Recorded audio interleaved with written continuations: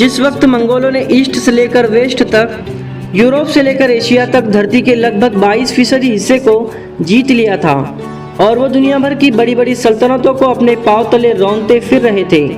जिस मंगोल साम्राज्य की बेइंतहा क्रूर और बड़ी सेना को देखकर ऐसे लगता था कि मानो उसका मुकाबला करना असंभव है, और वो लगातार मंगोल साम्राज्य का विस्तार करते हुए आगे बढ़ रहे थे। लेकिन दोस्तों, ऐसे में सवाल ये खड़ा होता है कि मंगोल साम्राज्य और उसकी ये विशाल सेना आखिर क्यों हिंदुस्तान पर अपने कदम नहीं जमा पाई थी, और उसको हिंदुस्तान पर 5 बार आक्रमण करने के बाद भी हर बार पराजय का सामना क्यों करना पड़ा।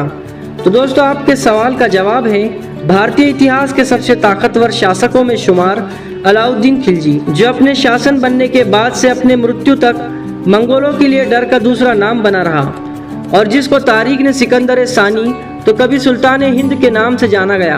दोस्तों, ये वो दौर था जब मंगोलों के खौफ से दुनिया थर थर कांप रही थी। उस वक्त हिंदुस्तान की धरती पर एक ऐसा दिलेर शहंशाह हुकूमत कर रहा था जिसने मंगोलों को एक बार नहीं बल्कि कई बार शिकस्त दी।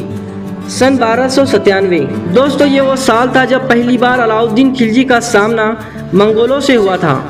जालंधर में हुई यह जंग में अलाउद्दीन खिलजी ने न सिर्फ मंगोलों को शिकस्त दी, बल्कि इस जंग में 20,000 से ज्यादा मंगोल सैनिक मारे गए और कईयों को कैद कर लिया गया। कहा जाता है कि मंगोलों को इतनी बुरी शिकस्त देने वाला वो दुनिया का पहला शासक बना था। हालांकि इस हार के बाद मंगोलों ने हार नहीं मानी और एक बार फिर से मात्र 1 साल बाद सन 1298 में सिंध के कई इलाकों पर आक्रमण कर दिया।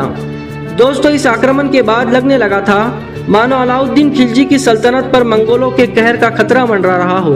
जब ये बात दिल्ली में मौजूद अलाउद्दीन खिलजी को पता लगी तो वो खुद सिंध की तरफ अपनी विशाल सेना लेकर रवाना हुआ। उसके मैदान जंग में आते ही मंगोल सेना का लश्कर फिर से एक बार धराशायी हो गया। एक आंकड़े के मुताबिक इस जंग में मंगोलों को पिछली बार से लगभग 2 गुना नुकसान उठाना पड़ा था। ऐतिहासिक दस्तावेज बताते हैं कि अलाउद्दीन खिलजी का 5 बार चंगेज खान के औलादे यानी मंगोलों से मुकाबला हुआ था, और अलाउद्दीन खिलजी ने हर बार मंगोलों को हिंदुस्तान पर कब्जा करने के इरादे में सफल नहीं होने दिया। जानकारों की माने तो अलाउद्दीन खिलजी की सफलता का सबसे बड़ा कारण था उसकी दूरदर्शी फौज और मैदान जंग में सेना का नेतृत्व करने की अद्भुत क्षमता। आपको जानकर शायद हैरानी होगी, अलाउद्दीन खिलजी ही हिंदुस्तान के इतिहास का पहला ऐसा शासक था जिसने सबसे पहले अपने राज्य में परमानेंट सेना की व्यवस्था की थी। उससे पहले जितने भी हिंदुस्तानी शासक थे उनके पास कोई भी स्थायी सेना नहीं हुआ करती थी। उनके सेना में ज्यादातर सैनिक जो है तो किसान हुआ करते थे या उनके साम्राज्य की आम जनता, जिनका इस्तेमाल वो युद्ध के हालत में किया करते थे। जबकि इसके विपरीत अलाउद्दीन खिलजी ने अपने शासन काल में परमानेंट आर्मी की व्यवस्था की थी। आपको बता दें कि उसकी सेना में मौजूद हर सिपाही की वर्दी एक जैसी हुआ करती थी। इसके अलावा वो अपने साम्राज्य के सैनिकों को मंथली सैलरी यानी तनख्वाह भी देता था, और ऐसा करने वाला वो पहला हिंदुस्तानी शासक था। उसकी इसी दूरदर्शी सोच ने उसके फौज की सेना को इतना ताकतवर बना दिया था कि जिसको भेदना मानव इतिहास के सबसे ताकतवर और बड़े साम्राज्य मंगोल साम्राज्य के लिए भी नामुमकिन साबित हो रहा था, और वो लगातार अलाउद्दीन खिलजी के सामने विफल साबित हो रहे थे।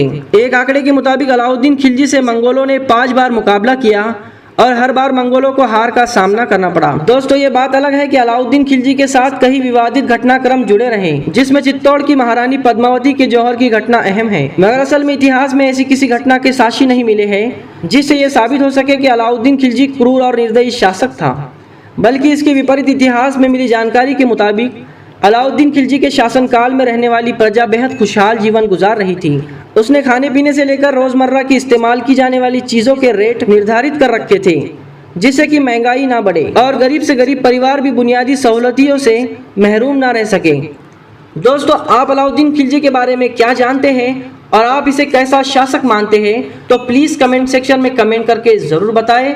और अगर अभी तक आपने हमारे चैनल हिंदुस्तानी मुस्लिम को सब्सक्राइब नहीं किया तो प्लीज सब्सक्राइब करके बेल के बटन को जरूर दबा दें और वीडियो को लाइक जरूर कर दें। मिलते हैं नेक्स्ट वीडियो में, तब तक के लिए अल्लाह हाफ़िज़।